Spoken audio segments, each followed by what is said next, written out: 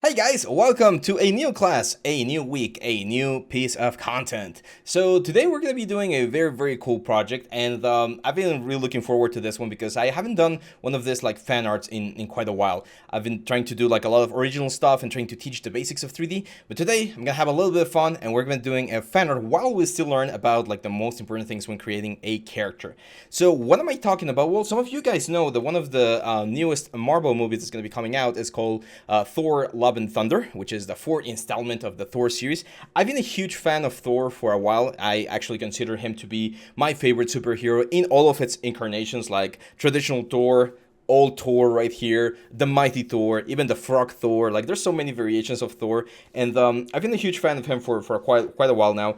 This comic right here was written by Jason Aaron, and it's one of the ones that the movie is going to be based on. So if you want to get into the story of what the movie is going to be about without watching the movie just yet, I encourage you guys to check this one. It's called Thor: God of Thunder. I believe this one is from 2012 or something.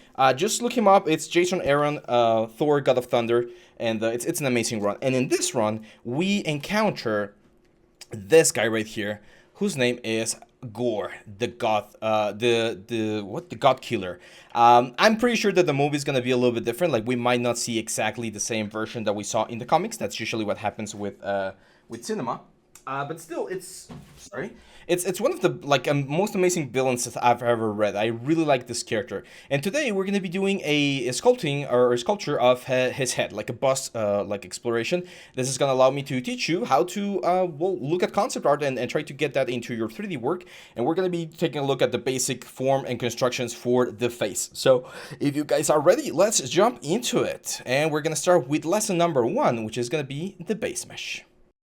But you guys know the drill, and before we jump onto the initial chapter on this series, I would like you to remind that we do have a promotion on Skillshare, so check this out. Hey guys, Abraham here. I just want to remind you guys that we upload all of our courses to Skillshare. Skillshare is this amazing site where you can access a ton of different content to learn, improve, and grow as an artist. We have all of our courses available to watch and learn from right now in Skillshare. You can check the description down here, and Skillshare is offering 1 free month trial to their premium membership. With this membership, you're going to be able to access all of our courses and watch and learn all of the amazing things that we cover with all of the softwares. So, what are you waiting for? Check Skillshare down here below.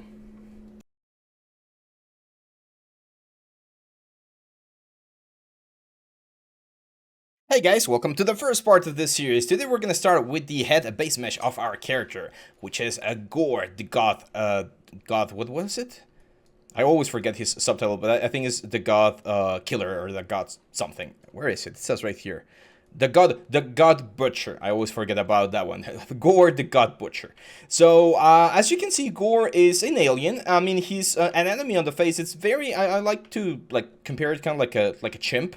So it kind of has this sort of like muscle on the front. And I went ahead and looked for a lot of reference to see how the horns or the little like tentacles that he has on his head are attached to it. There's this very nice little close up that we're gonna be able to use. As you can see, he doesn't have like super sharp teeth. And since this is a special chapter, we won't be able to do the whole body, but we'll do a very nice like torso cutout of the guy. So I'm just seeing, as you can see, pure ref right here. I'm just gonna move it to the other side of my screen so that's not in the way.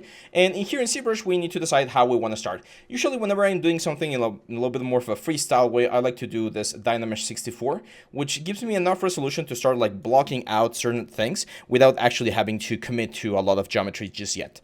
I'm going to turn off dynamic perspective. I recommend you guys don't work with perspective because it can get you messed up. It can distort things quite a bit, and then when you bring them into Maya, things are not going to be exactly like you saw them inside of Zbrush. So I prefer working on orthographic view, even though there will be a little bit of distortion once we bring it into Maya. The way I like to start is I always like to do the base meshes of our character. So for the head, I'm going to be using here the move brush. Oh, by the way, let me very quickly turn on our Karnak little thing, which is our key mapping tool.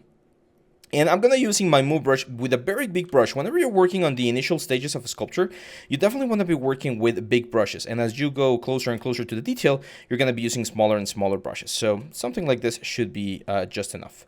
There's a lot of ways to do base meshes. I've seen people use a lot of the primitives. I've seen people just like start sculpting from a character like this, like a sphere. Some people like to use C-spheres. There's a lot of options. For this one, I'm actually gonna start with a sphere. I'm just gonna start like bringing the whole forms from this basic shape.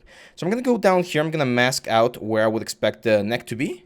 And I'm gonna control and click to invert the mask, and I'm gonna press W, and I'm gonna move this thing down. Very common mistake that people make is they bring the neck straight down, and necks always go slightly backwards. So I'm gonna push this slightly to the back, like this. Remove the mask and Dynamesh, just control and drag so that you activate Dynamesh. You can also turn it on and off, but it's a little bit faster if you just control and drag outside of your mesh. And there we go. As you can see, we got the neck of our character. Also, very common mistake, whenever you're seeing the front view of a character, you should always see the silhouette of the face and then the silhouette of the neck. Like, the neck should never be like super short like this, or super thick like this. You should always see a little bit of like the straight part of the neck. After you see a little bit of that straight part, then you can start like pulling and pushing to create the rest of the torso.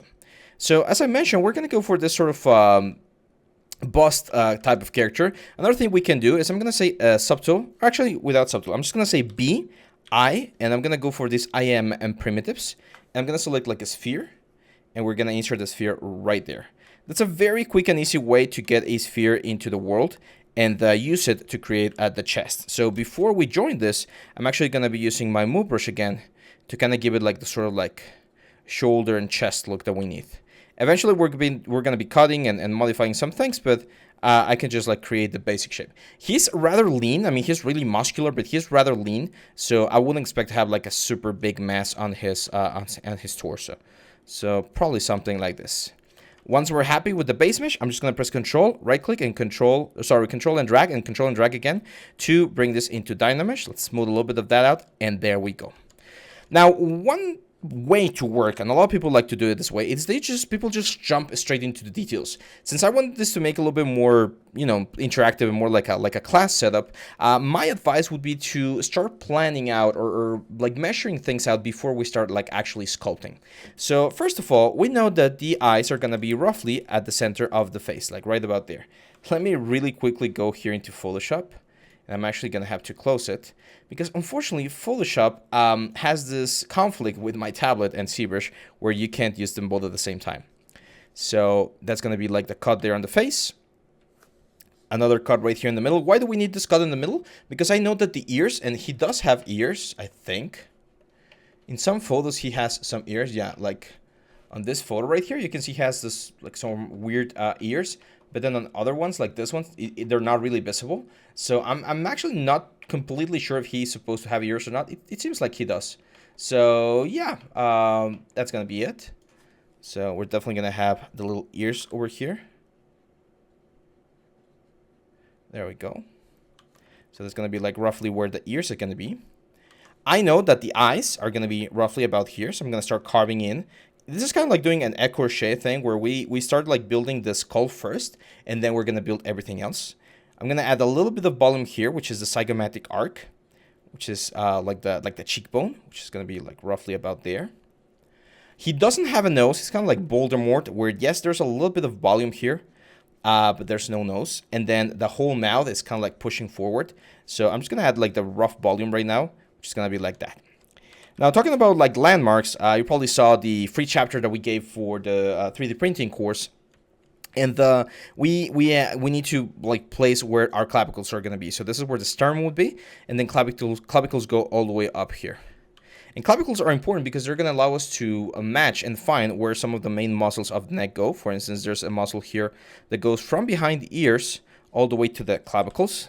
In Spanish, we call it sternocleidomastoideo, which I believe the proper translation is sternocleidomastoideus or something like that. It's going to go like this.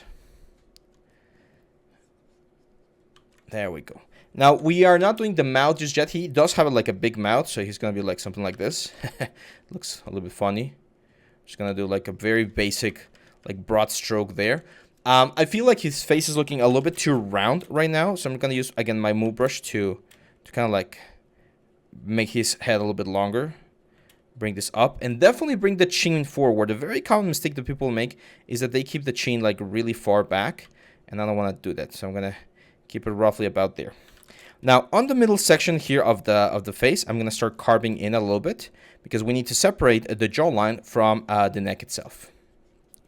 Now landmarks on the back part would be, of course, the like spine. So here I'm gonna start carving with my clay buildup. I'm gonna carve in where I would expect the spine to be, to create like the group, and just smooth this out. There we go. Yeah, things seem to be looking quite nice so far. And remember, the main goal with your base mesh is just to get a general idea of where things are gonna be. We're not doing any sort of like primary or secondary forms or anything like that. Now, let me look for another reference here for Gorr. Yeah, like this close-up right here. You can see that his cheekbones are really pronounced. Like, look at this curvature right here.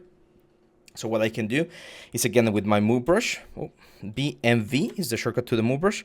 I'm just gonna push this in and push this out a little bit to start creating that very intense looking like cheekbones that he has.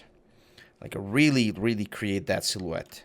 Same for the eyebrows over here. I can definitely see that there's some strong eyebrows. So I'm just gonna start adding like an indication of those eyebrows right there. Now, even though I can't see it right now on the concept, I know that from human anatomy, we usually have something called the frontal bone right here. Well, this is the temporal bone, this is the frontal bone, and there's usually a little bit of a cavity. So again, even though I'm not seeing it on the concept, I'm going to take a little bit of an artistic liberty here to really like punch this and bring him in so that it looks a little bit more menacing. And there we go. Not bad, right? Not bad for just like 5 minutes or so that we've been like tweaking at this guy. Now, some basic muscles here on the chest that we're definitely going to need. I am intending to maybe bring this into Marvelous Designer and add the cloak. We'll see how if time allows it. But the idea is to do something like that. Let's dynamesh real quick. And in order to do that, well, the more, like, the closest we are to the base character, the easiest it is going to be to get the cloth to work. So for this particular reason, I am going to go here, and I know that here we're going to have the sternum, which is a bone right in the middle, and then we're going to have the pectoral muscle. So the pectoral muscle is going to be going like this, kind of like fans out towards the arm. Now we don't have an arm, so we're going to have to kind of like embed, well, not embed, just imagine that this thing is going to be going to its insertion point. So just creating this sort of like B shape. Very important, from the side, when you see the pectoral muscle from the side, you're going to have more volume on the lower part of the pectoral muscle than what you're going to have on the upper side. So as you can see, it's kind of like a shelf. Because right after the pectoral muscle ends, we're going to have something called the ribcage border. So here we have something called the xiphoid process, and then the ribcage border right here. By the way, the anatomy course is also coming very soon. I'm working on one before that one, and then we jump onto anatomy, which is going to be quite nice. Over here we have, of course, the deltoids. The deltoids usually have three main like shapes, so it's going to be 1, 2, and 3 over here. And this is what we would see. As you can see, even with just this very basic shapes, very basic forms, we're starting to get some interesting effects, and the character is going to start looking quite nice. Speed sculpts are always fun to do. You should always, of course, dedicate enough time to your characters. But when you're just practicing or doing like a fan art like this one, speed sculpts are quite fun. Now I'm having a lot of fun, especially because I know that I'm not gonna have to like retopologize this guy or rig it or animate it. We can do everything here inside of Zbrush. Maybe we can 3D print it. That would be pretty cool, right? Like a little bit of a statue of Gorr, the God Butcher. Now you might imagine from the name a little bit of the plot. What's gonna happen, right? Don't worry, I don't think I'm spoiling anything big. I mean, it's a superhero movie. It's not gonna have the most in-depth plot in the history of cinema, right? But yeah, there's some. I think there's gonna be some nice surprises for you guys. Well, it depends on how close they get to the comic, right? I can't really tell whether or not they're gonna go super classic or they're gonna change things a little bit.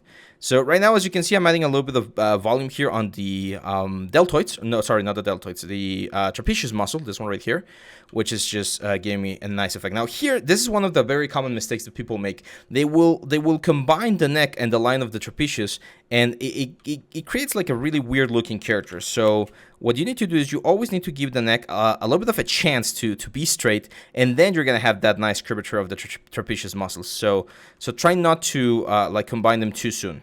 Now, one thing I'm definitely noticing here is the neck's a little bit, either the head is too small or the body is too big, one of those two. I think the body is too big, so very easy way to fix that. I'm gonna go control, and I'm gonna change my mask to mask lasso, or mask lasso, there we go. Select this whole thing. Oh, invert the mask, and then move the pivot point to the border of the, to the edge of the neck, and just make this thing a little bit smaller. Just so it matches. If the neck's a little bit too long, which I also think it is, we'll just fix it. And that's one of the cool things about being in this like initial stage of just like basic forms, because we don't have to worry about destroying any details or anything, and we can just focus on the whole like silhouette of the character. There we go. There we go. Now, definitely one of the main things about this character are the tentacles. However, one thing I'm scared about the tentacles is the fact that they are resting on his like shoulders. So if you take a look at like this concept art right here, you can see that they kind of like rest on their shoulders. So I'm thinking about adding the tentacles at the very end of the process, because they would otherwise interfere with like they could get like stuck together with other things of the character, and that's not exactly what I want. So just mentioning that, because I do know that we're missing the tentacles. That's an important part of the character, and we will be adding them very, very soon. So yeah, I mean, this looks good. Of course, there's things that we need to polish and clean, but I really like how this is looking for a base mesh. I don't think it's looking that bad. I think it's a very nice start, especially for 15 minutes that we've been working on this. Roughly. So yeah, I'm gonna stop the video right here, guys, and in the next one we're gonna start polishing some of the main shapes. So hang on tight, and I'll see you back on the next one.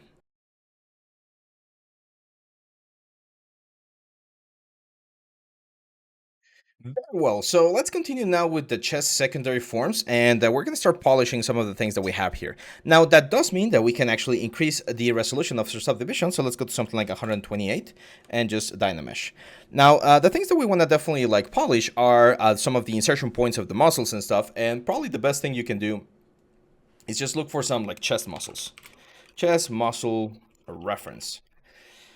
If you look at this, you're going to get a lot of things. Some of them are going to be like anatomical studies. What you want to get, or usually what I recommend getting, is this sort of reference, or like athlete's reference, because when you copy information from drawings or from concept art, sometimes, not always, sometimes students or artists will commit mistakes when doing those sort of exercises. And then if you copy from those, like for instance, if I tried copying from this one, I'm not saying it's wrong, but there's a couple of things that definitely need to be fixed. And if I copy from this one, then I'm going to be copying those mistakes into our element. Now, eventually, you're going to get good enough that you're going to be able to see a model and be like, okay, yeah, that one's pretty good. I can definitely use it as a reference. But again, usually I recommend going for like athletes, like photographs, like this one's right here, and using them as references, because that's the most like realistic stuff that you're going to be able to get. Some like gymnasts and swimmers, all those kind of guys, I really recommend. Bodybuilding, I wouldn't recommend it from just one very important reason, is the fact that they usually are either really dehydrated or like really inflated. So if the character they're going for it's not as strong as the one from a bodybuilder, then you might not get the best results from that specific anatomy. But for instance, this one right here looks actually pretty good. It's pretty lean, not like super like ripped or jacked. This one's also pretty nice. So I think I'm gonna use the previous one. Where is it? Oh, it's this one right here. So I know that this one is it's being flexed, like the chest is not actually in what we would call the rest position, but the way the fibers are being activated, I think that works really well for the character that we're going for. So yeah, let's do that. Let me just go here. Just moving some of my screens around. There we go. So the first thing is I'm going to use my Demon Standard to start like dividing some of the places where these things are. So for instance, I know that there's a little bit of a hollow point right here, right above the clavicles and the sternum. You're gonna have this sort of thing. Now he's a male character, so we would expect to see a little bit of the Adam's apple, just like this. There we go. And right here where the sternum hits, we are gonna see, or usually you will see, the little bit of the like two little like protrusions, which are the clavicles. So we would expect to see the clavicles, or a little bit of the clavicles just pushing here. But they're not gonna go all the way, because what happens, very interesting, is that the pectoral muscle is actually going to be originating from those specific points. I'm going to change this to a round alpha, by the way. So the pectoral muscle originates on those points, and it will start creating the fibers, and it's kind of like a balloon that gets inflated, and it kind of like covers the elements. Now, the pectoral muscle has a couple of like important divisions, and that's what I'm trying to draw here. So it's going to be like 3 main divisions. Those are at least the ones that you see the most, and all of them go towards the center of the arm like this. So see how by adding this or by using this clay buildup, we get this very nice striation, which makes it look very, very natural and very, very cool. The only problem, sometimes it gets a little bit too inflated for my taste. So again, it depends on taste, of course, but in here, I'm just going to be very careful not to overdo it. And we're going to have our pectoral muscle right there. Now, the pectoral muscle goes underneath the deltoid, which is going to do something similar. We're going to have it like this, going into the arm. So I would expect to see these fibers. There's actually like a twist of fibers right around here. So these top fibers are going to go kind of like underneath, and they create like a really, really interesting pinch. So these fibers go up and these fibers go forward. So you're going to see this sort of like folding happening here on the pectoral muscle. And I really like this character because he's pretty much shirtless. So he has a cloak, but you don't see the cloak as much on some shots. So you are going to be seeing some of the anatomy. And like this super ripped anatomy is always very, very cool. On the shoulders, we're definitely going to see again the like the little bone that protrudes right there. And then all of this is going to be covered by muscle. So the muscle is going to be inflating on top of that specific part. I'm going to add a little bit of a hole in here because there's not a lot of things going on here muscle-wise. And then back here, that's the trapezius. But we're going to talk about the back on the next video. Now here on the front of the character, we're going to see the ribcage or the ribcage border. And usually what's going to happen here with the ribcage border is you're going to see a little bit of the ribs like pushing forward like this.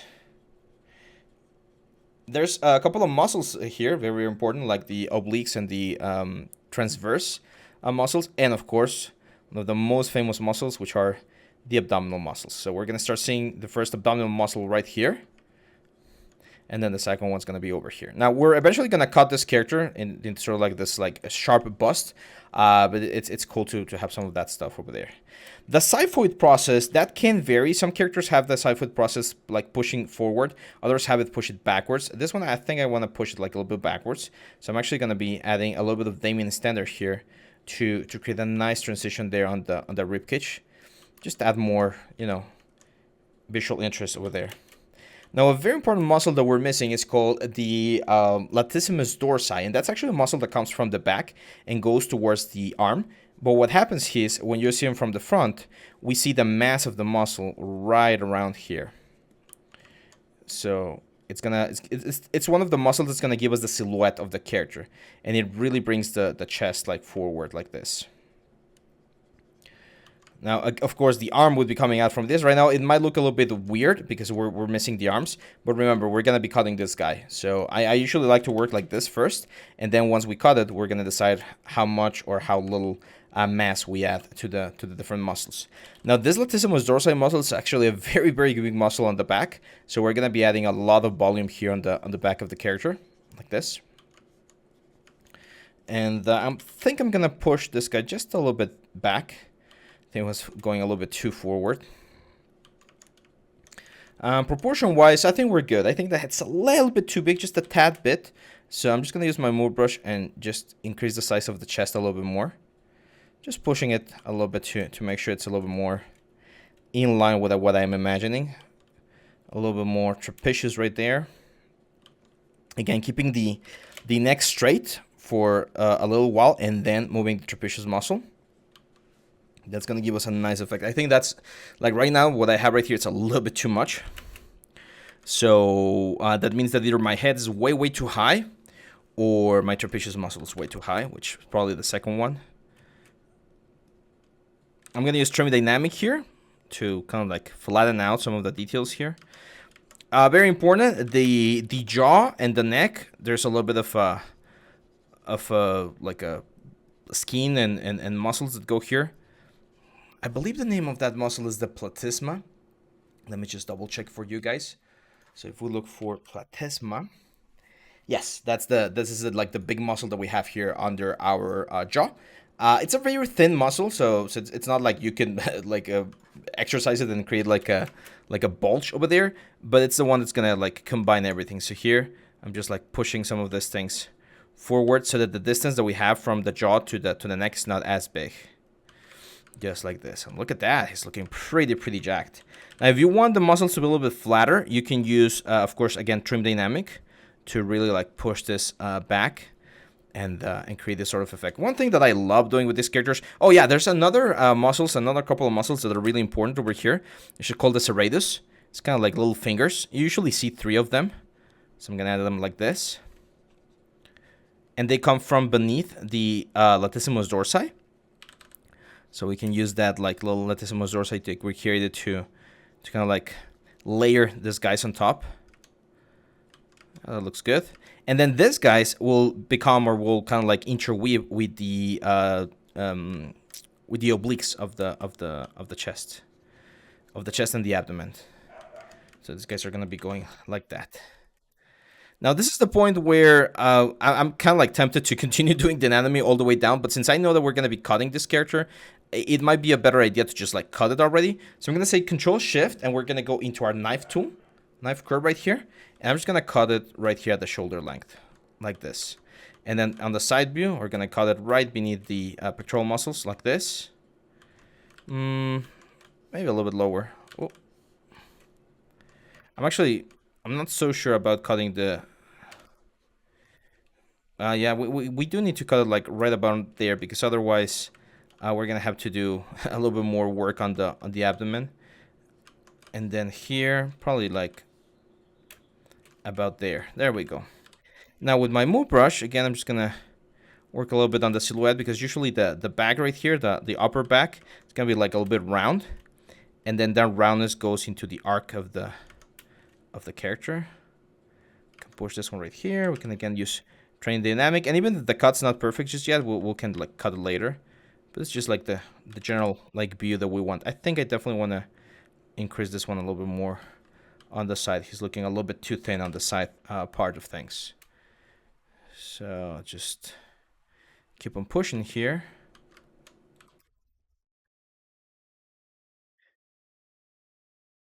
Yeah, that looks good. Now we go again to the this muscle right here, the sternocleidomastoideus. I can go into my clay buildup and just a little bit of more of this effect, which is going to help me with the whole like neck element. It's actually divides once it hits the lower part like this. It creates like a little bit of a Y thing. And there we go. Again, looking from the side view, I definitely want to give it a little bit more pectoral right here. So I'm going to push the muscles up a little bit, so we can create this sort of like shelf. You should see this sort of like 1, 2, 3 levels going on. One of them is the pectoral muscles, and then the second one is like the rib cage right here, and the third one is the abdominal muscles, which is gonna be like right about there. There's actually like an abdominal muscle right here on the top of the rib cage, but that one's really thin in volume, so not everyone like gets it. But we can do something like this. And since he's an alien, that's one of the cool things about aliens. We can exaggerate certain things or add more drama to certain elements. And like, it really doesn't matter because, well, he's an alien, right? So, for instance, here, one thing I like to do is I like to add some like intense cuts on the rib cage. Kind of like that. And those really like create this very, very interesting looking abdomen. And we're still working on like secondary forms. Like, I wouldn't consider this to be like tertiary forms. So we can still push this guys even more once we go into like the wrinkles and stuff, like scars, all that sort of stuff. We're just working on the basics right now. This is something like this. And there we go. Our chest is looking quite nice. I still think the head might be a little bit too big. So let me mask it real quick. Move this to the base of the head. There we go. Because when the head looks too big, things start looking a little bit too cartoonish. So just a small little detail there, and things look a little bit more realistic. Now we definitely need to adjust some of the muscles. again, to keep the straight part, but look at that. It's looking pretty cool. So yeah, there we go. That's the chest like blocking of the secondary forms, guys. I'm gonna stop the video right here, and the next one we'll take a look at the back secondary forms. So hang on tight, and I'll see you back on the next one. Bye bye.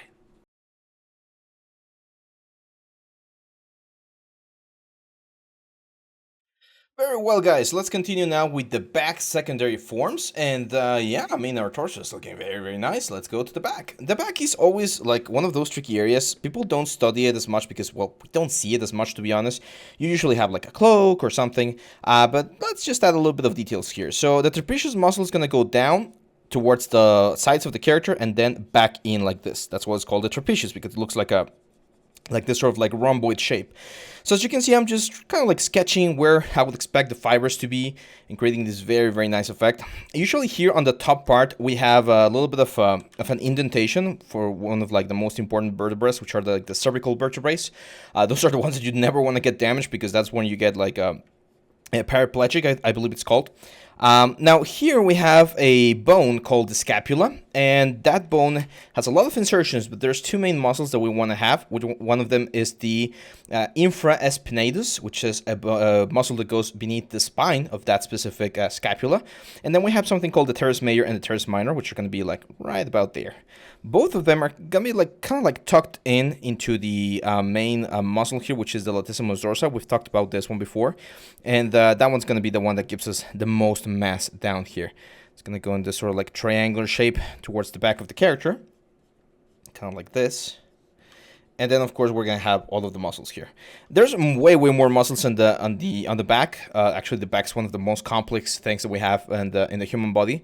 But the thing is, most of them are covered by layers and layers. It's like, I believe, like 4 layers deep of muscles. And we, as artists, only focus on the ones that we call the superficial muscles, the ones that we see, the ones that we can actually understand or watch the forms and how they interact with like shadows and stuff.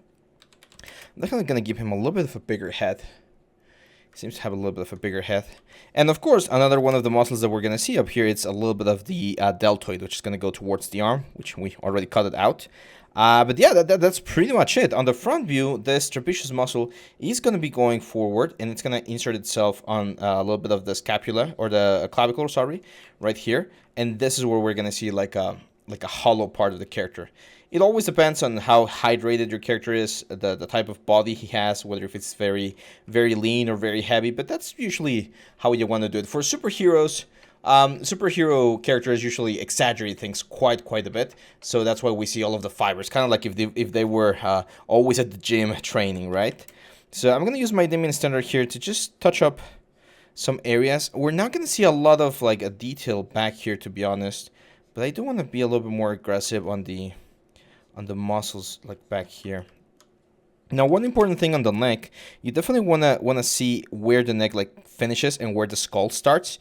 So you're gonna see a little bit of a sharp edge right there.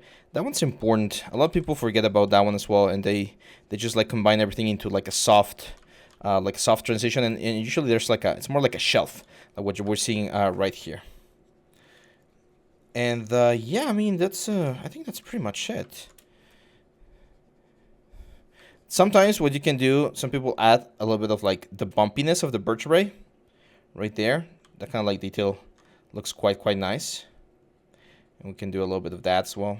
You're not going to see all of them, of course. It will depend on the characters, but usually like 2 of them are sometimes visible.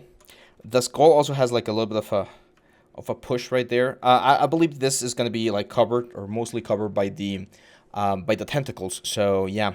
Now, I was mentioning on the past video that I was going to wait until the very end to do the tentacles, but to be honest, there's such an integral part of the character that I think I'm going to add them, and what I'm going to do is I'm not going to combine them with the body until the very end. So the way we're going to add them is I'm going to go here into append, and we're going to append a polysphere, or sorry, a C-sphere.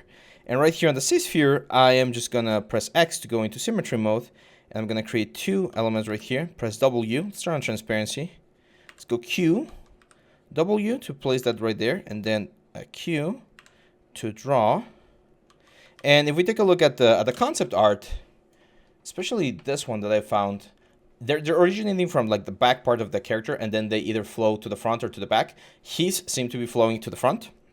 So let's get this out for a second. There we go. So with the C-spheres here selected, I'm just going to move them out.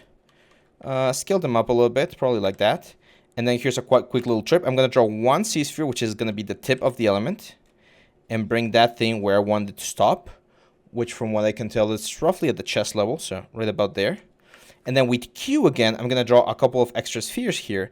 And those are going to be the ones that I'm going to be using to kind of like create the curvature of the whole thing. Like this. It's definitely a little bit thinner here on the inner side. So I'm going to thin this guy out a little bit.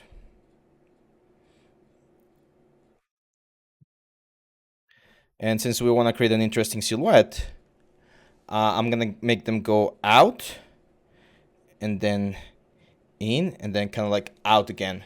Again, on the concept art, it's really variable. It's a little bit weird. And then at the tips of this, guys, it's kind of like a squid sort of like hook. So I'm going to add one more line here. W, let's make the brush super small, so we only move that one. And then I'm going to scale this one up a little bit because, again, we get this sort of like squid-like shape for the element. Let's push these guys up. Let's rotate them a little bit of... I'm going to add a couple more C-spheres. This is only to help with the roundness of the curvature. Like this. Let's push them back. And that's it. So those are going to be our main tendrils right here. Now again, I don't want to combine it with the character because I know that since we're using Dynamesh and we're still working on certain forms and stuff, these guys right here are gonna get like pasted together, and that's not what I want. But I can keep playing like this. The only thing I need to do is convert them into an adaptive skin. So I'm gonna click adaptive skin right here and say make adaptive skin.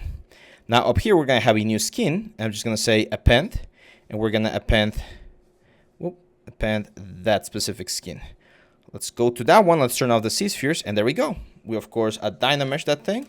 And with our brush, we just smooth it out. Now, since we added quite a bit of divisions to the whole thing, as you can see, we're getting really, really close to the effect that we want. And I'm just going to start adding a little bit of volume here on the connection to kind of indicate that these things are eventually going to be like being united with the whole head, right? Like with the whole thing. You can also go to the head and add a little bit of volume there.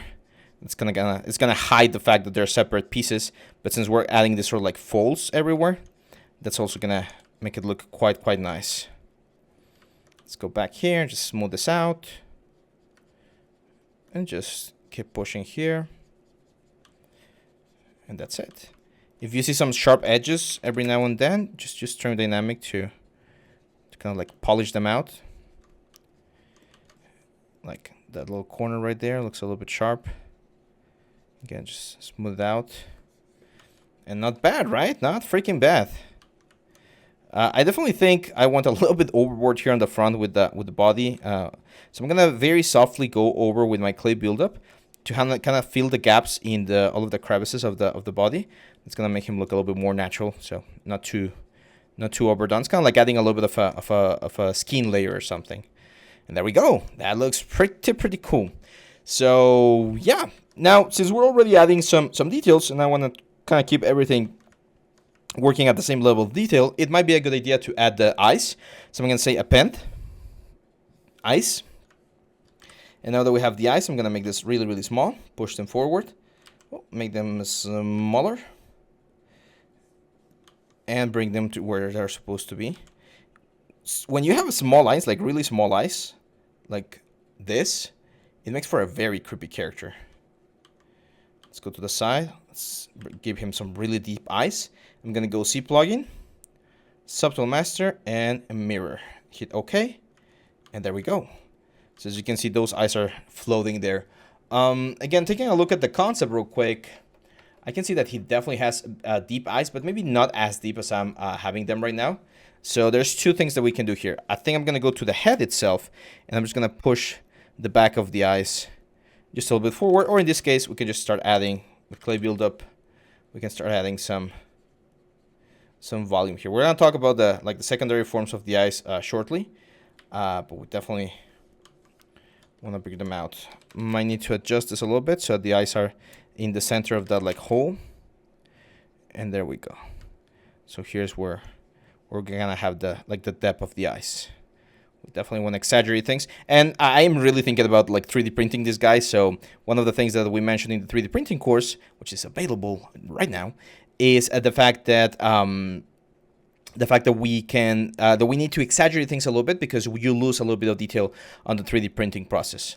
So yeah, there you go, guys. I'm gonna stop the video right here, and in the next one we're gonna jump onto the face. We're gonna start adding some more details to the face.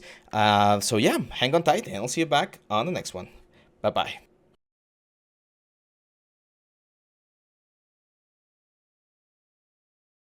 Hey guys, let's continue with the next part of the series. We're gonna do now the face secondary forms. So in the last video we finished with the eyes, or at least we got them in here, and I'm gonna be using this reference right here to create the full eye look. So the first thing is we definitely need to change the expression.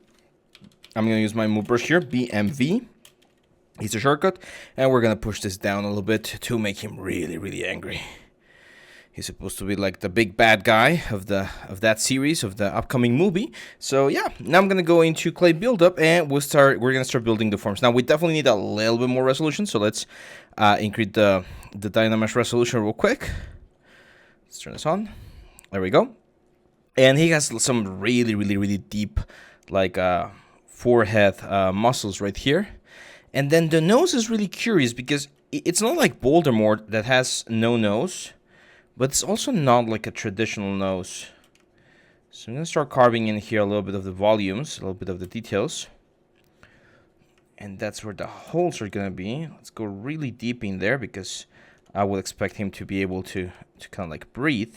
So I want to be as realistic as possible there. And then they kind of form like this sort of like round elements. But there does seem to be like a ligament going from this elements down into the mouth. You can see it right here. It's kind of like a heart shape. See that? So this lines right here, this are like ligaments and folds. They're going down. So this is normally, you know, on a human face, this would be like the nasolabial folds and stuff. I think I am gonna go for this sort of like expression. So his mouth is kind of open. So I'm gonna start carving out in a little bit of the mouth. We need to do the teeth, of course. I'm just gonna like create the general shape of the mouth right here.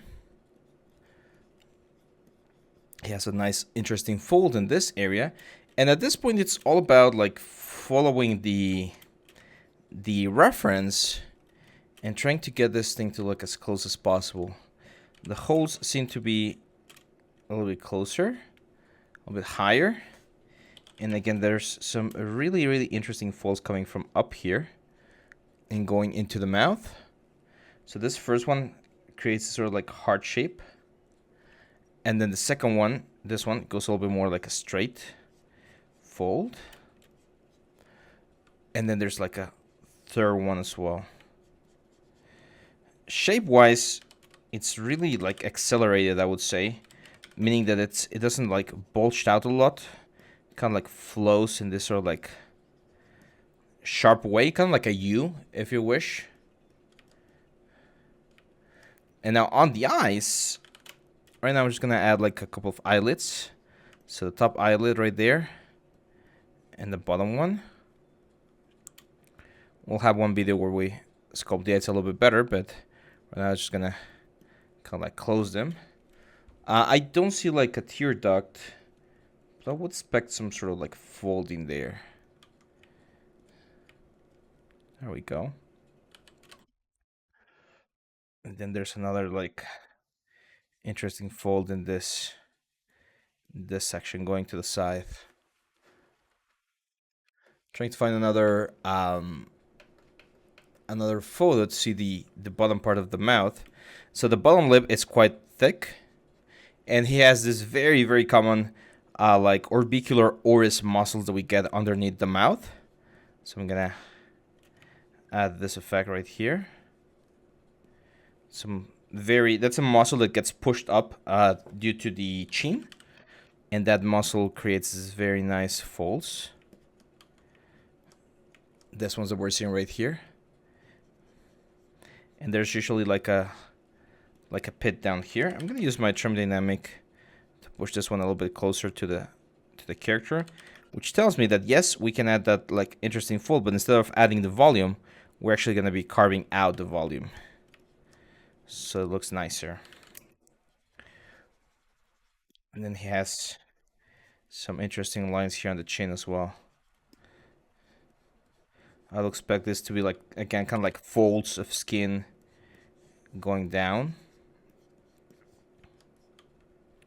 It's gonna give me a very nice, I like to call it the visual interest, where there's interesting things to look at on the character itself. Now this guy is looking really weird without teeth, so let's definitely add them. I'm gonna say append, and I'm gonna add one sphere right here. I'm gonna make it smaller. The teeth seem to be like really small and kind of sharp, so I'm gonna use trim dynamic to kind of like give this sphere the sharp look, as you can see right here. Let's push this one like this. There we go. Definitely sharpen this a little bit more. Let's turn on dynamic, of course. They're kind of like small little fangs. I wouldn't expect him to be like a carnivore, like stripping its prey out of the skin or muscles with these teeth. They're more like, they seem to be more like crushing teeth. So I count 1, 2, 3, 4, 5 frontal teeth on the top. So let's get them in there. So it's gonna be like the middle one. There's 2 front ones. So that's 1. Control Alt and drag to create a new one. Rotate, maybe make it a little bit smaller. Right about there. Control Alt and drag, rotate it. There we go. Following this sort of like U shape, Control Alt. Rotate it a little bit, push it, rotate out, push it up. And again, I can kind of see like the molars here. So let's push another one. And that means that I'm going to have to go here. And with the clay buildup, BCB, we're going to start carving in to be able to see that one right there. Now, of course, we're not going to see it as much. We're going to start covering it a little bit with the lip. We want to have a little bit of an indication of where that thing is. Let's go back to the teeth. Right now he looks like like that dinosaur, the meme dinosaur. Very, very cute. So again, Control Alt and drag to create a new one.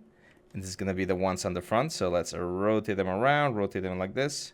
And the cool thing about using this technique is that we save a lot of time because we don't have to do every single teeth by itself, right? So this one would be, I would say, right about there.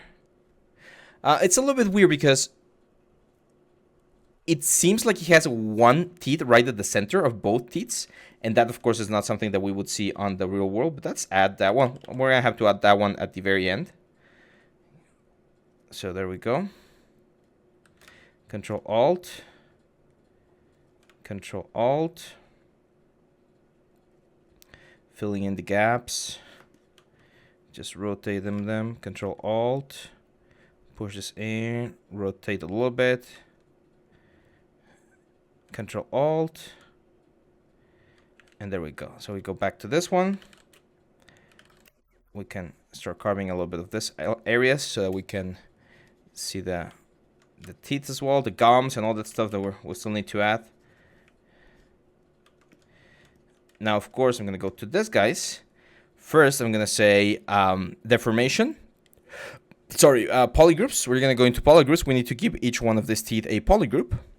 So, other groups. And then we're going to say C plugin, mirror, and mirror. And we should get the other ones right there. And as I mentioned on the concept, there are like 2 extra ones. I don't think that's the way it should be on the elements. So what I'm going to do here is I'm going to auto group. And then select one. Mask it. Invert the mask. I am going to duplicate this tool. So subtool. Duplicate. Let me select that guy again. I'm going to invert the selection. And I'm going to delete hidden. So now this is a single teeth. We can of course center the pivot point, and we're gonna move it. And on human mouths, we have two like small teeth right here. So I think that's like closely to what we would have over here. So I'm gonna just like have it right there. And just to keep it asymmetrical, let's do another one over here. I've mentioned this before, but when you are doing asymmetry or symmetry is more noticeable on the center of your characters. So we can do this sort of thing where we can see this guy's right here. And that looks interesting. It doesn't match the concept as much though. It's kind of weird. Let me see if I can find another picture. It might be one of those things where artists are just taking some artistic liberties, or let me just go back here. There we go. Oh, this one. So let's definitely go. There we go. So let's go to this one. Let's try just like in the concept, like just a single teeth, and see how that looks. I mean, that's not like, it doesn't make any sense anatomically speaking, because usually faces and everything are really symmetrical. Oh. There we go. So yeah, I mean, that doesn't look bad, so I guess we can keep it. Let's go to the face now, and we can start just like using our move brush to modify this guys a little bit. So what I'm gonna do here is I'm actually gonna push the lips forward on the face, and then I am gonna start pushing in the hollow part of the mouth, and utilizing the same like mouth geometry. I am gonna do a little bit of like gums.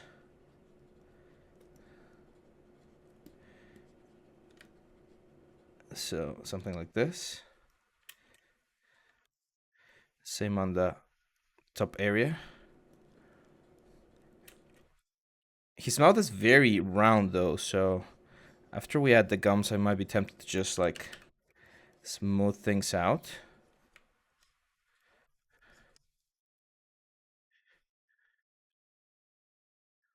There we go.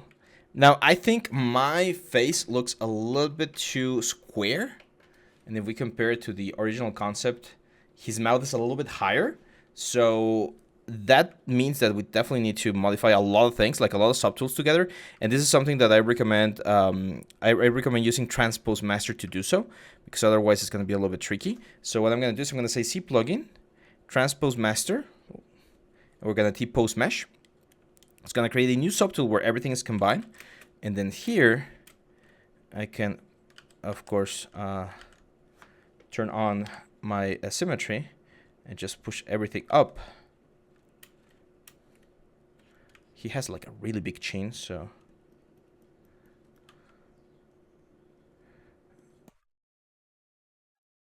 I'm gonna push the chin out a little bit more.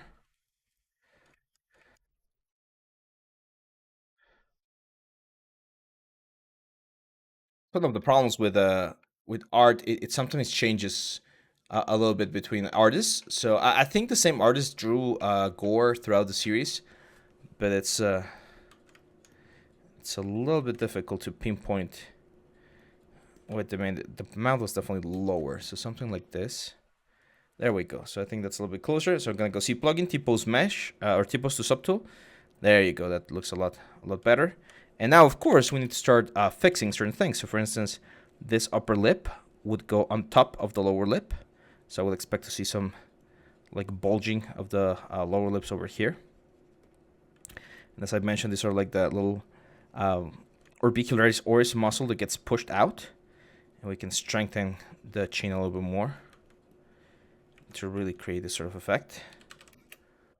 He has like this really wide mouth, so it's kind of like expected. There we go. On the main portrait one that I'm seeing, the zygomatics right here, they create this very nice curvatures as well, going to this side.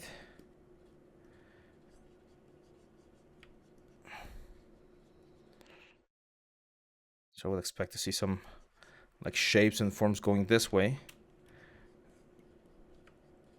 Remember the folds that we talked about earlier.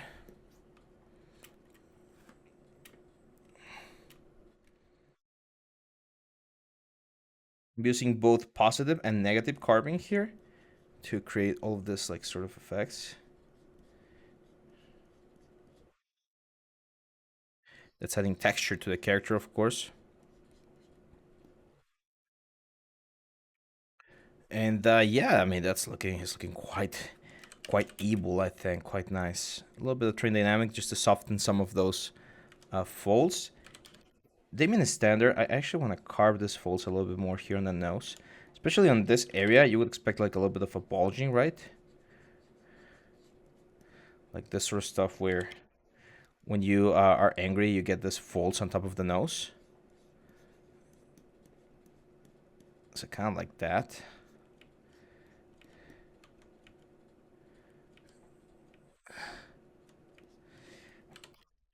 I think the shape of the mouth, we should change it a little bit to more like an evil green. Make sure that the mouth is this like round shape. That's very important. So again, move brush there, just moving things around. So just like rising a little bit of the corners of the mouth here. That's gonna change the smile from this like angry smile to more like a green. Kind of like the Joker.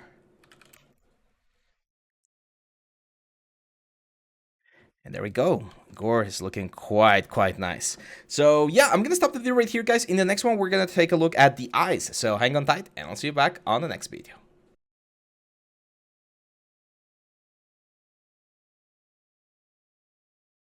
Hey guys, welcome back to the next part of our series. Today we're going to continue with the eye details. So yeah, let's jump into them. As you can see, we're in a really good position. I'm definitely going to increase the resolution a little bit more. Just give myself a little bit more working room. And the eyes usually get like a little bit concave on this like inner area. So I'm going to start carving a little bit of that concave area. And we're actually really close to the way I want the eyes to look. I just want to add a little bit more detail. So I'm going to work here on the upper eyelid, as you can see, with my clay buildup. I think my intensity is a little bit low, so let's increase it to really push this guy out. And then with Damien Standard, I definitely want to start adding this sort of like wrinkles on the eye. It's gonna give it a lot of character, and of course he's got this very like leathery, wrinkly skin. So those little details right there are gonna be really helpful. And then the eye bags, I love doing eye bags because they're so fun. So I'm just going to start adding some volume here. As you can see, by using the clay buildup, you'll get like a very natural look without having to use any sort of like alphas or anything. And it just adds up very nicely. I love it. There we go. Damien Standard, there's a very important fold here that separates the eye socket from everything else. So that one's going to be important. Now, I'm not going to do like realistic eyes. Again, as I mentioned, we might be 3D printing this guy. And he does have like pupils. So I'm going to show you a technique. This is a technique that they use in like classical sculpture.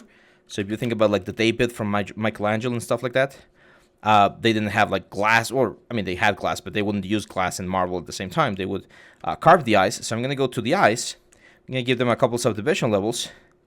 And I'm literally just going to carve in like the eyes right here, like the evil eyes right there. And one very cool trick, you can add like a little bit of a positive element right there, and that's gonna be like the light. However, lights are gonna be on the same place, so I would suggest either adding them exactly in the center, or breaking symmetry and adding them on both eyes but separately, because otherwise sometimes the character looks like he's like cross-eyed, and that looks a little bit weird.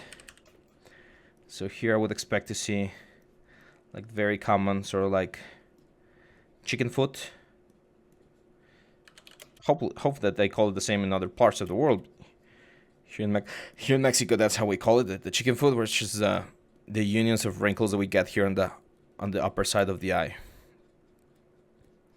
So there we go. And now I'm gonna start adding. As you can see, now we're working with really small brush sizes because we're going into more of like the tertiary forms and details of the character. So I would expect to see some sort of like extra skin here, like again when you get angry, and see how natural and leathery we get this to look by just using the clay buildup. I really love using this technique. This is not what I would normally do for like a character, for like a production character, but since this is like a quick sculpt, it's very handy. And the reason I wouldn't use it is because it tends to look a little bit too symmetrical. So as you can see, there's really no change anywhere. Which, I mean, for this character it works, but if you want it to be a little bit more precise or more unique, you probably would do it a little bit more manually. Or using like very specific alphas and stuff.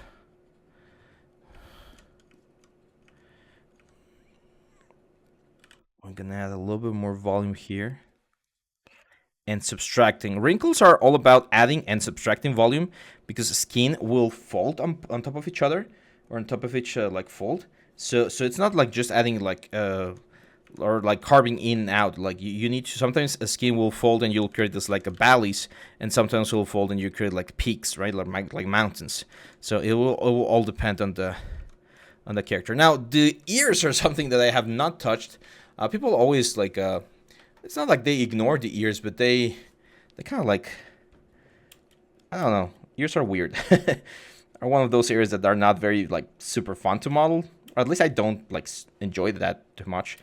From what I can see, they look like really like primitive, kind of like organic looking ears, more like a socket rather than just like a full ear. So again, I'm gonna follow that sort of effect. It kind of reminds me of the way the ears from boxers look.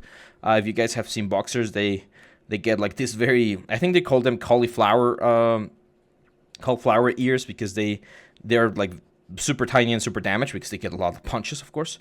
So I kind of like, looks like that to me. Kind of want to add a little bit more volume here on this like bone as well. Every place or every time you can add like changes on the planes of the face and on the bones, that always adds like a very, very interesting like overall look. I actually love what they did with Christian Bale for the movie, because whenever they hire, or whenever, like I like to think about how studios think about this stuff, and if you're hiring a top tier artist to do a monster in your movie, you want to see his face, right? So there's going to be some sort of adaptation. So I knew that when they announced that Gorr was going to be the character for this movie, I knew that we were not going to be seeing the comic adaptation, because in the comic, well, he's very, very like alien like, so it would need like a either full CGI or like a very heavy latex mask or something. And if they were hiring a tier actor, they wouldn't do that. Let's thin out his chin. There we go. Oh my god, that immediately changed the way he looks. Looks very, very creepy now. I like it. I do think I need to add a little bit more of that sort of like gum line. So I'm gonna use my Damien Standard here to really show the gum line of his teeth.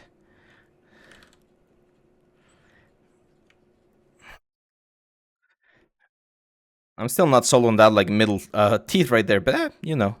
Now, this is something that we need to take into account for 3D printing. You never want to have holes in 3D print because holes create suction, and it makes it a little bit difficult to support things that are like not hollow.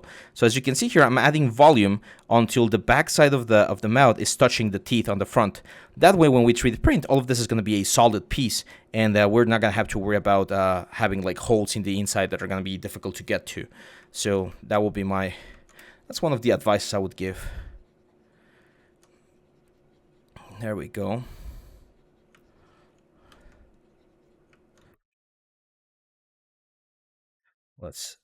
I can see on some of the images that he has like some interesting long lines going into the neck, like fibery tendons or something.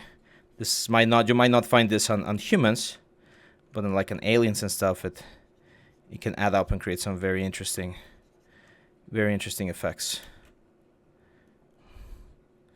Adding a little bit more chin here.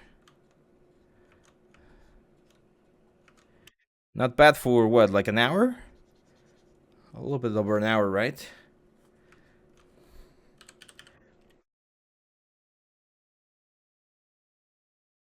Now, as we've mentioned this before, don't think that you have to, like, if I were doing this for production, my art lead wouldn't expect me to be doing this or like characters in an hour or two. You usually get enough time for this.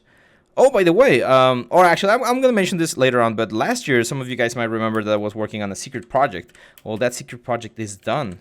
Let me know in the comments if you guys want me to talk about that one, because it was a commercial for a game, and it's out now. So I can talk a little bit about what I did there, but it was a really, really cool project. The team was amazing. I'm gonna have a couple of like scars here.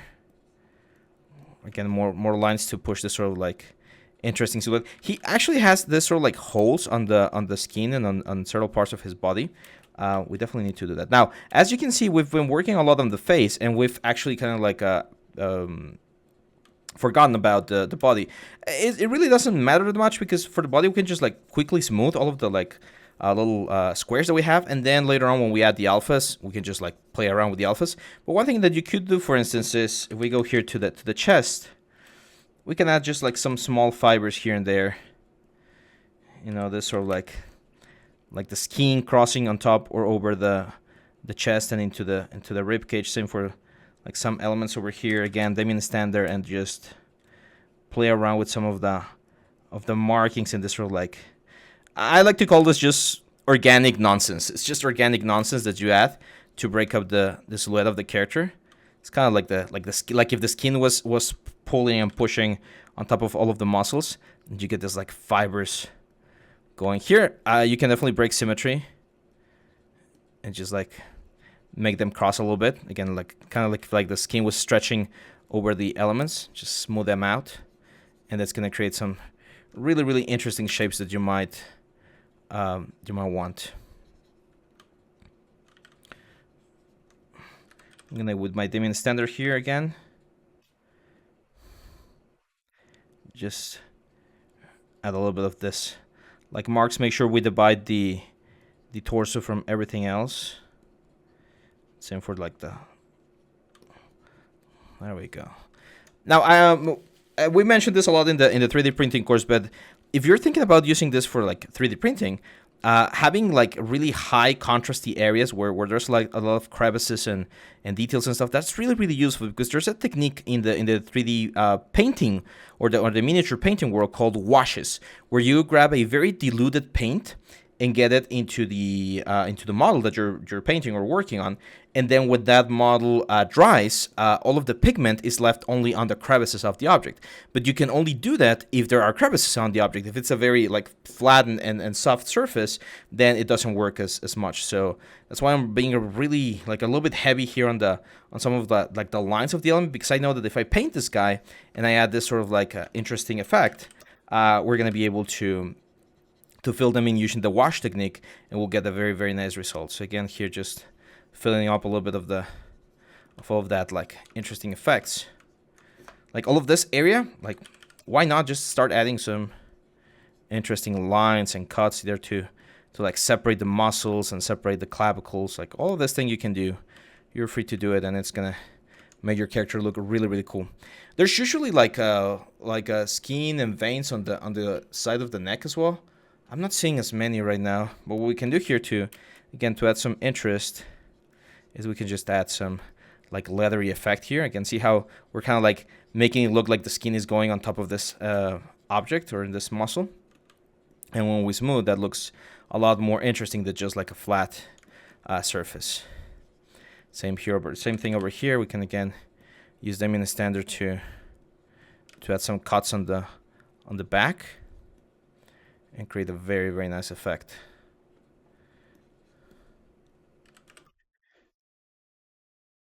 There we go. Cool. Yeah, I mean, I think it's looking good. What do you guys say? Hopefully you guys are liking this video. I'm enjoying it quite a bit.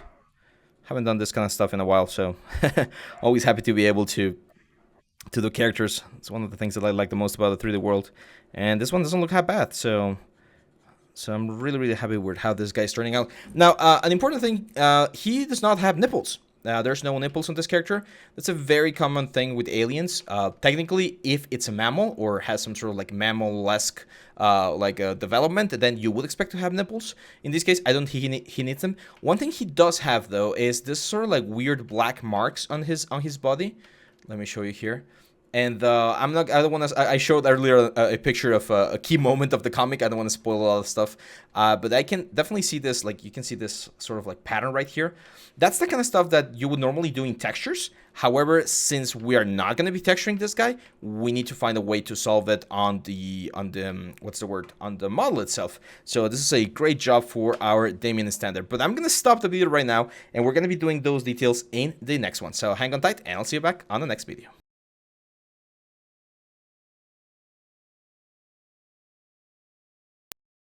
Hey guys, welcome back to the next part of our series. Today we're going to continue with the body details, the black details that I was mentioning. And the way I'm going to do this, I'm just going to do them very organically. It seems like, just a little spoiler, this is not like super important to the movie, I think. Well, I mean, it's going to be important, but it's not going to bring anything. He wields a sword. You've probably seen the concept art or some leaks every now and then, or in some places in the internet, but he wields a sword. It's a very special sword. It's called the Black Sword. And this sword kind of like contaminates him, right? And that's why he has this sort of like black elements. This is actually a panel from when he was not possessed by this sort of thing. And you can see that he's bleeding the sort of like dark blood. So yeah, so you see this guys right here. That's what I want to do now for the body.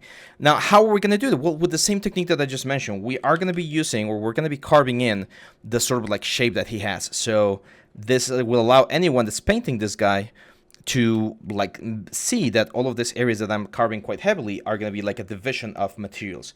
I'm going to change the Damien standard alpha to something like alpha 45, which is a lot sharper. I'm definitely going to increase the intensity a little bit so we can really carve in this sort of like detail. It's got this nice mark going down, and then at one point this mark creates like a little hexagon right there. There's two small tendrils of this thing going to the side like this. So we're going to see that sort of stuff. And then it goes up. And once it goes to halfway through, we see this thing's going over here. Now, in another image, he has this sort of like black spots. I'm going to try not to spoil as much, but there you go. So see those black spots on the body right there. So, and this guy seems to connect there.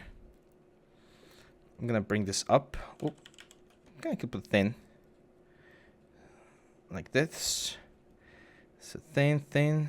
Let's turn this off for just a second. And I would expect the circles to be right around here. But on the concept, the circles they get like something coming from the top. So I would expect this little tendril to go like to the top like this. And then move like this and back. There we go.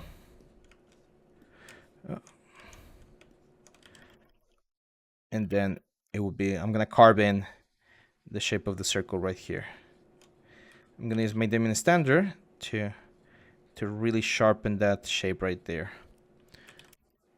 Maybe we can fill it in as well. And now it's just a matter of cleaning up this, because you see here, there's a lot of like very wonky lines.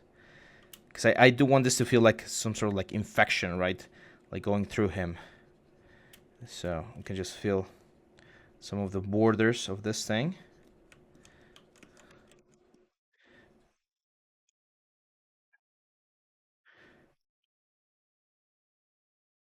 There we go. Same for these borders. You can also use the pinch brush. Pinch brush is really useful to kind of like keep things closer together and make it a little more control. And then there's another circle like right about here. And this one goes back. This one's a little bit thicker. This one goes back. And I would expect it to go back into the back, right? So something like this. And under the back, got a little bit too excited there with the opening. Let's go back with a clay buildup and just rework a little bit of this area. It's a little bit dirty. And in the back, I would expect to see some of these tendrils. So again, we don't have the exact like what's the word, reference. We don't have like a concept art where we can see them, but I could expect maybe like another circle right here. And again, following some of that, like if we have a circle right here, or like about there, I would expect this sort of like similar shape language. You always want to look at the shape language. And this thing like maybe opening up and closing, and again opening up, and then maybe going down a little bit like there. And there we go. Now, since this is like a tattoo or something like that, we can be a little bit more liberal. We don't need to be as careful. And then just clean things up to make it seem again like this sort of like dark energy. I'm just trying to fix some of my wonky lines there. If we need to be a little bit more careful with our brush, that's fine. It also depends on what size you're going to be printing your objects. For instance, for Gabala on the 3D printing course, we did that at 20 centimeters. She's 20 centimeters high, including the base. So she's a little bit like an action figure, like a Marvel Legends action figure. That was roughly the size that we went for. And like this figure, like if I were to print this one at the same size as Gabala, then the details that we have right now are more than enough. Because it's gonna be small. If we're gonna do like a life-size bust, then you of course need to be super careful, and we will need to really increase the resolution on details, because we're gonna be seeing a lot more information. There we go.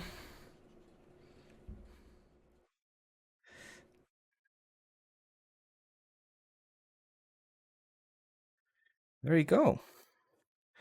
So yeah, I think that's pretty much it for the details. I think we can move on to the actual like fine details, like leather sort of details for the skin, like skin details, which are of course going to be visible on the 3D print. Again, it all depends on the printer and size that you're doing, but I think we can start working on tertiary forms.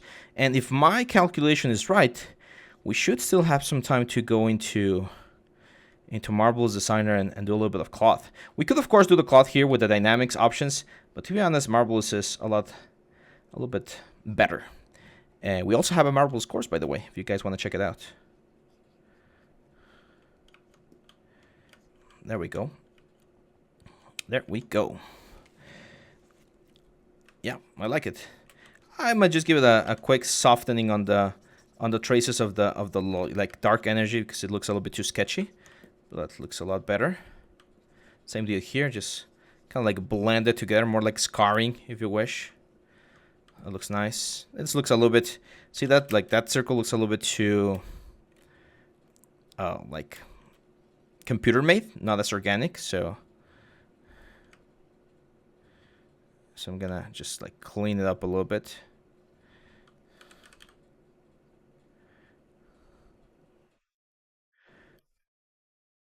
Maybe a little bit of train dynamic there. There we go. I want it to look natural, kind of natural.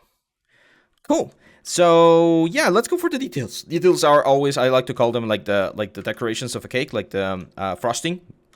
Very simple technique. I'm just gonna say BST to go into standard mode. I'm gonna grab my spray, and I'm gonna grab alpha number 60.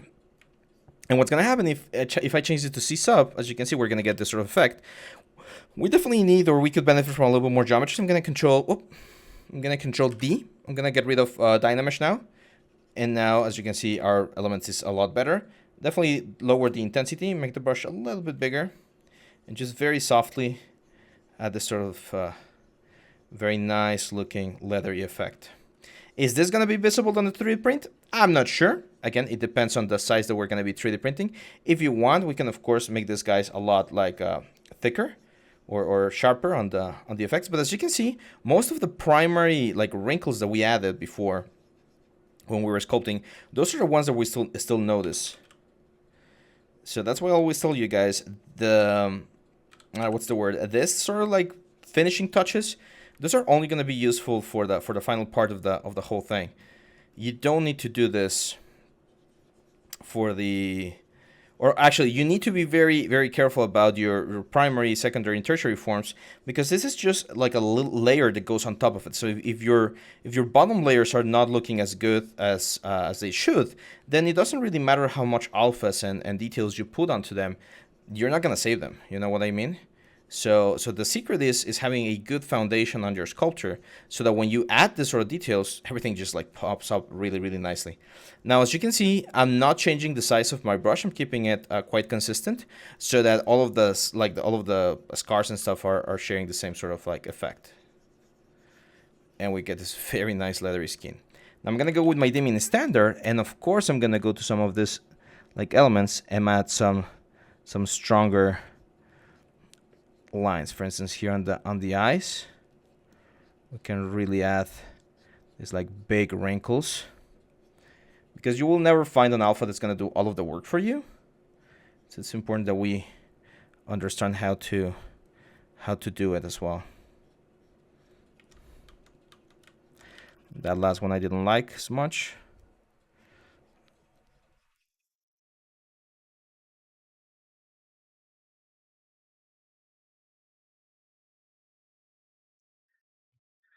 Sorry for the silence. I'm getting a little bit of focus here.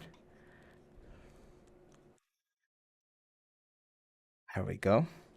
And at any point, you can go back to a couple of subdivision levels and before and change things if you need to. So don't feel like just because we're here we need to keep going. For instance, I think that hole's a little bit too intense. I'm just gonna like fill it in.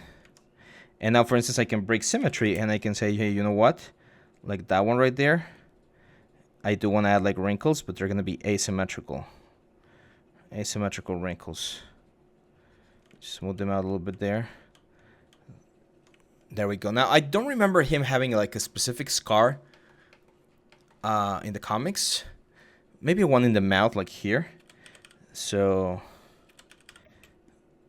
again, maybe we can continue this line down there. Maybe it's just now like a couple scars over here. Just like battle damage. There we go. Cool. So yeah, I'm gonna stop the video right here, guys, and I think it's time that we bring this guy into marbles so that we can create a nice cloak for him before we combine everything, because we still need to finish the tentacles, which are not ready. So we need to finish those, but I think it's gonna be a lot better if we already have like the cloak working, so that we can just like combine everything into a single piece. So yeah, hang on tight, and I'll see you back on the next one. We're gonna do a little bit of marvelous. Hey guys, welcome back to the next part of our series. So, today we're going to do the cloak for this character, but of course we need to take him into Marvelous so that we can work with him.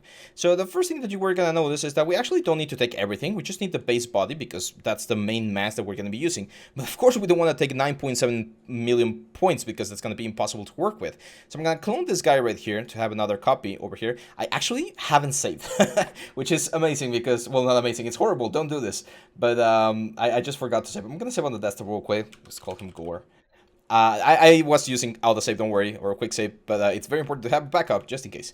So this one right here, I'm going to go to the clone element, and we need to simplify him. So I'm going to say C plugin, I'm going to say Decimation Master and Pre-Process Current. You guys hopefully already know about Decimation Master. For those of you that don't know what this is, it's a little plugin that we have here inside of Zbrush that will clean up the topology by reducing the amount of polygons that we have while still keeping the form and the details as much as possible. Now, of course, we can decimate this very, very heavily until we pretty much have like a low poly, or we can just like half decimate it and go halfway to the points, or 1/4 of the points, 1/5 of the points, 1/10 of the points, and that's going to make it a lot easier to bring this tool into other places. We usually decimate our elements for like normal map bakings inside of Substance Painter or Marmoset, but nowadays with Unreal Engine 5 and Nanite, you can actually take your 9 point whatever million polygons like model into Unreal, and it will have absolutely no problem reading it.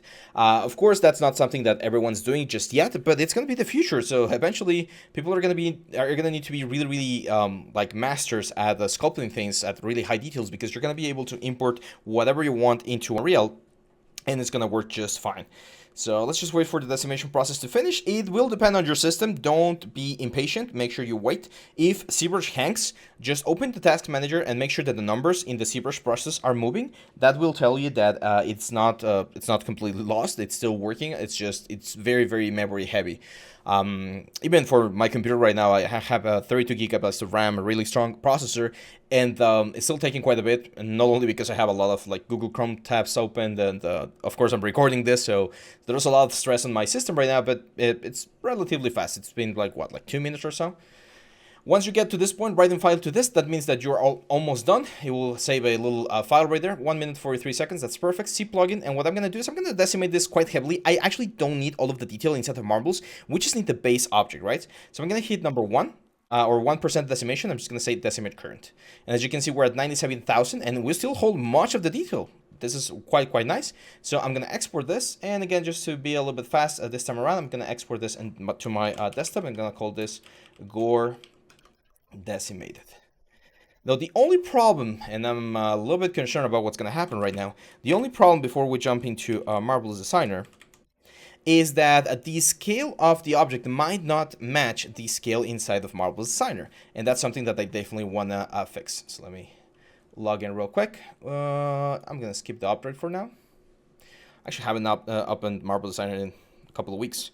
I've been working on a lot of other stuff. You guys are going to know about that very soon. Let's just wait for Maya to open. And the reason why I want to open Maya is I just want to make sure that the scale of the object is not like super tiny. Because by default, this thing tends to be like really tiny when coming out of the Zbrush. So I'm going to say import. We're going to go desktop and we're going to import the Gorr decimated. And yeah, it's not as bad. It's not super small, but still quite small. So what I'm going to do, normally a head is like 30 centimeters. So I'm going to change the scale of this cube to 30. And that's the size that the head should have. So right about there. That's good. And I'm going to move this on top of the floor because Marvelous does take the floor into account. So something like that. Now, since the cloak is going to be like hanging, I'm not sure how much though. Because if I 3D print this, but probably a little bit. So I'm just going to push this guy further up. Freeze the transformation, and I'm going to export this selection. Now, some of you might be wondering, how are we going to match the element back once we're done with the cloak? Well, since it's a very simple element and it's just going to be one single piece of clothing, it should be fairly easy to just scale down inside of a Zbrush and match it again. So here in 3D Marvelous, I'm not going to be able to go super in-depth on this video. We did release a free course as well a couple of weeks ago, so make sure to check that one out. And if you want me to do more Marvelous stuff, also let me know in the comments and I'll be happy to take that into account. So I'm going to say add, and I'm going to add an avatar. We're going to go to our desktop, and we're going to grab this Gorr decimated. I'm going to keep it exactly as it is, and you're going to hit OK. And the way I'm going to know if this is right or not is, there you go, on the scale right here. One element right here, it's like 10 centimeters, so this seems to be like working quite nice. And there we go, Gorr is ready to be fitted with an outfit. So this one's actually going to be really simple. It's just a cloak that he like pulls on top of his head. So I'm just going to grab a rectangle here, rectangle clothing tool, and I'm just going to drag and drop it over here. Now, the cool thing about Marvelous, if you guys have never heard about the software, is that it allows you to simulate cloth really fast. So as you can see, whoop, actually missed that. Like if I were to move this thing around and push it back and I simulate, you can see that this thing is falling on top of the character very nicely. That's pretty much what I want to get. This is a really close approximation of what I want. And the cool thing is now if I turn this on again, I can actually start moving these things to the side and start creating like the little pattern that he has. So I'm going to press spacebar right here. And what I'm going to do is I'm going to right click and I'm going to go into, I'm trying to think. Now, you know what? I think it's going to be easier. Oh, cancel. It's going to be easier if we just go here. I'm going to select the pattern tool. I'm going to grab this edge right here and I'm just going to push it more. So I'm going to give myself more length. So now if I simulate again, this thing, whoop, we're probably going to have to reset the simulation. Let's wait for this to, nope. And we could just like, we can try to drape this thing on top of the character.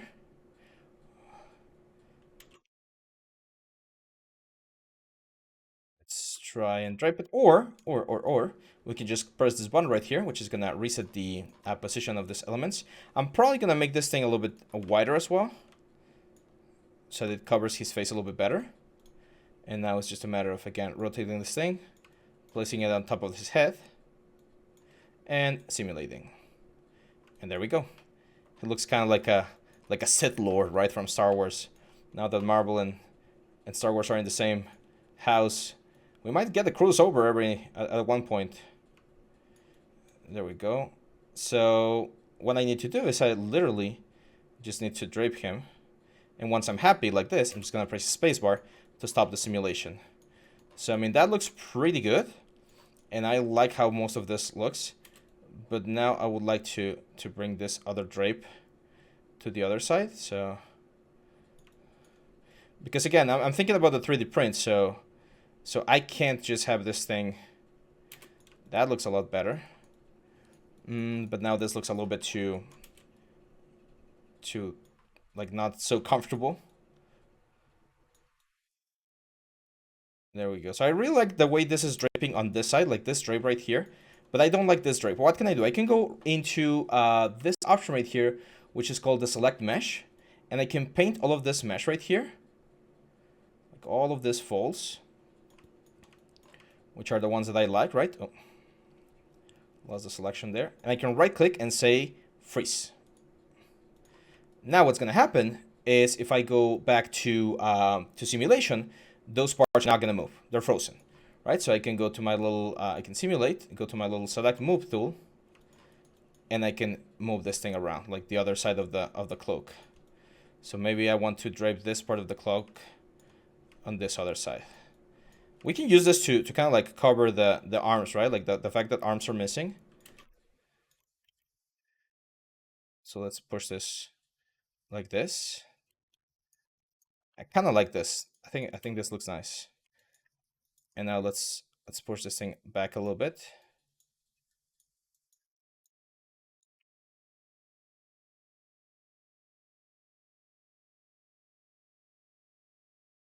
There we go. That looks quite nice, if I may say so myself. Now, yes, we're still missing the tentacles. That's something that we're going to have to change inside of Zbrush. But I really like this effect. Now, don't worry about the fact that this is not as realistic, because this is a thin surface, so we can't just leave it like this. We're going to have to do some tweaking inside of Zbrush.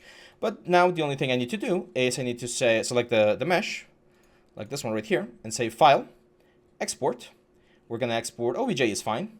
Let's go to the desktop real quick again. Let's call this Cloak. And this is the important part. We want this to be thin, and we want this to be welded. We want all of the points to be like connected. I'm just going to hit OK. So now, if we go to Zbrush, we can go to our tool right here, the good tool. And we can say Append, Sphere, select the sphere. And we're going to say Import, and we're going to import the cloak. Now, of course, the cloak is going to be all the way up here. And it's going to be quite big, or it should. Oh, it actually imported the whole the whole character as well. That's fine. I'm just gonna do a quick auto groups here. So polygroups, auto groups. Select this guy, and then delete hidden. And as you can see, that's our object right there. Very, very tiny. So just grab this guy and just make it really small, smaller, smaller, and just fit him. Probably a little bit bigger. Now we can just like center the pivot point. It's going to be a lot easier to find it.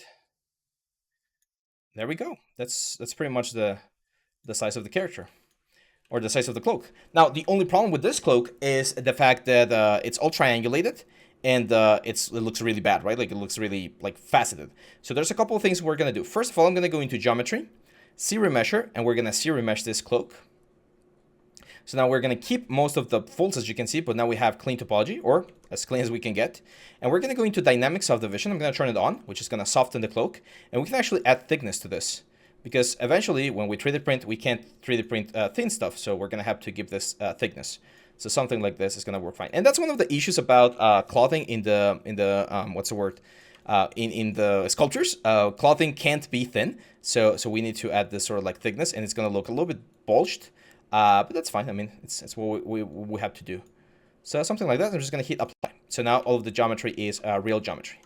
And now, of course, we need to play around with the tentacles. Like, how are we going to fix the fact that these guys are here? I think the easiest one would be to just like push the cloth out in certain areas. So I'm just going to say move brush. I don't have symmetry turned on. So for instance, this one right here, this tentacle, I think it would be cool if this one we can actually see. So we're going to just push all of this cloth out like this. So the volume of the tentacle is kind of like pushing it out. And then see this one right here? Like we can actually get this tentacle to be coming out from the cloth. And again, we don't want a lot of like empty spaces. So I'm just going to push the cloth up and around the tentacle. so that we don't get like a lot of like holes. Everything's kind of like a single mesh. That's also gonna help in case we ever wanted to do like a mold or something. Since everything is a single mesh, it's just a little bit easier. And then this one right here, let's go to the tentacles. What we can do is we can actually move it around asymmetrically and have it go in a different direction. So maybe this one's really close there on the clothing, and then it goes out, like at that point. So we're gonna bring him out, bring this tentacle out of the cloak.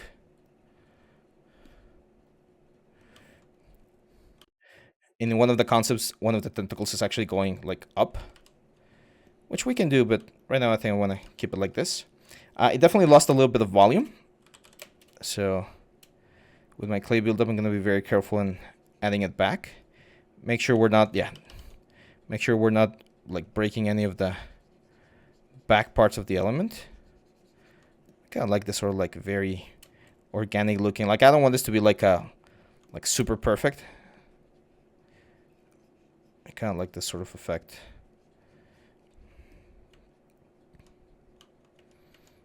And of course, we're going to have to go into the cloak itself and push this one out so that there's not a lot of overlap with the tentacle. Now on the concept, there's like this spiky thing on the actual cloak. So this is where we would add it. And what we can do is we can just add a little bit of extra wrinkles here in the cloak. Careful there. I'm going to activate back face masking. So brush and then auto masking. Back face mask. And it's going to make sure that when I add this wrinkles up here on the cloak, they're not actually going on the inside of the cloak. Now you might say, well, we spent so much time and effort doing things and now they're hitting by the cloak. Yeah, that's the that's the uncomfortable part of 3D, that you sometimes are going to have to sacrifice things that you were working on for the sake of a more complete piece. Let's move a little bit here on with the move brush. And there we go. This is Gorr. Now see this piece right here that looks a little bit like out of place, like something is holding it when there's actually nothing. I'm gonna go back to mask brush. Mask brush or mask pen, sorry. Just mask that guy right there. And then unmask this one. And I'm gonna see if I can move this without. It's a little bit difficult. Okay, I got a better idea. I'm gonna mask this guy right here. And then invert the mask. Ooh. There we go.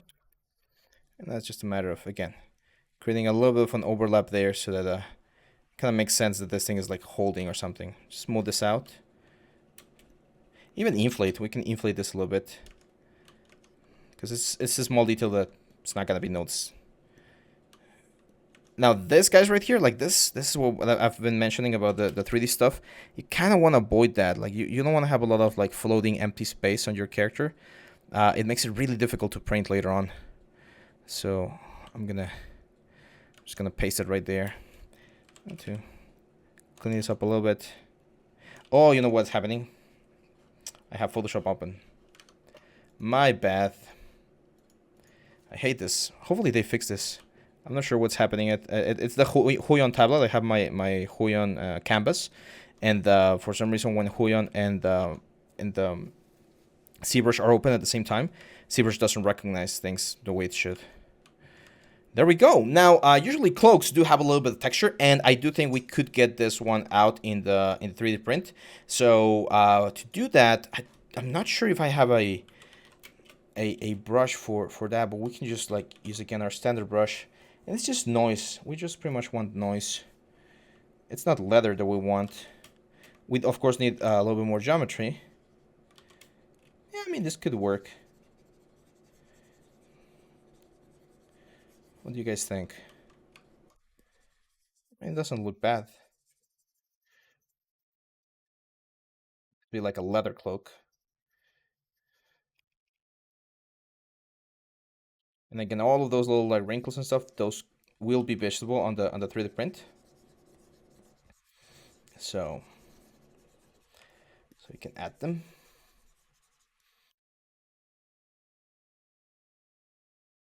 And again, they're like the sprinkles on a cake. They are not modifying the base shape of all of the wrinkles and cool like folds and everything that we have. They're being built on top of everything, right? So even if we see this from afar, we can still read this as a very nice cloak effect. I'm gonna push this a little bit more, just to keep the silhouette a little bit cleaner. Kind of like this nice sharp line. I like it. We can think about covering the arm with a cloak in such a way that it looks natural, of course. And the reason why that's cool, because we can create like a little pedestal over here, and that way we can have like a complete, like a nice statue floating. Like imagine like a nice pedestal over here, and we can have like this, like Gorr showing very, very menacingly. So yeah, that's it, guys. Thank you very much for being part of this class. Hopefully you like this speed sculpt of Gorr, the God Butcher from Thor. I'm really looking forward to seeing the movie later this year. So hopefully you guys like this one, and let me know in the comments. I'm probably gonna print this one and show it on another video. Yeah, make sure if you're interested in 3D printing, make sure to check out the 3D printing course that we released very like not so long ago. The one with the female character. And thank you very much for your support. Make sure to follow us and help us in all of the different platforms. And I'll see you back on the next one. Let's do a quick PPR render right here. And look at that. There you go. Thank you guys. I'll see you back on the next video. Bye-bye.